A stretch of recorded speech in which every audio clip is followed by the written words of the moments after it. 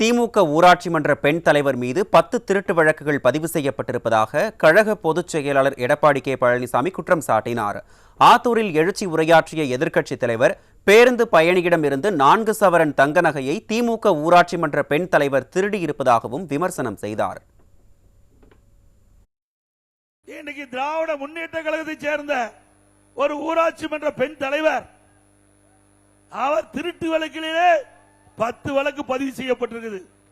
ஒரு பேருந்தில் பயணம் செய்கின்ற பொழுது அந்த பயணம் செய்த ஒரு நபரிடமிருந்து 4 சவரன் தங்க நகையை திருடுகிறார்.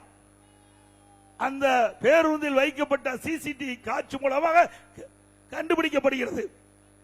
ஆக ஒரு ஊராட்சி மன்ற தலைவர் இப்படி நகையை திருடுகிறார் என்று சொன்னால் இந்த கட்சியினுடைய யோக்கியதை என்ன என்பதை நீங்கள் எண்ணி பார்க்க வேண்டும். ஒரு ஊராட்சி மன்ற தலைவர் ஒரு திருட்டு வழக்கில் இருக்கின்றவரை தேர்ந்தெடுக்கின்ற ஒரு நிலைமை திமுகவிலே இருக்கின்றது.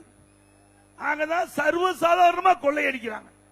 ஏன்னா கொள்ளையடிக்கிறதுக்கு தயாரா இருக்கின்றதுதான் இப்படிப்பட்ட பதவிக்கு திமுக கட்சி அவர்களை நியமித்து தேர்ந்தெடுக்குது. அதனாலதான் தமிழகத்தில் கொலை, கொள்ளை, திருட்டு, வழிப்பறிவு, பாலியல் வன்கொடுமை நடக்காத நாளே இல்ல. நடக்குது இல்ல?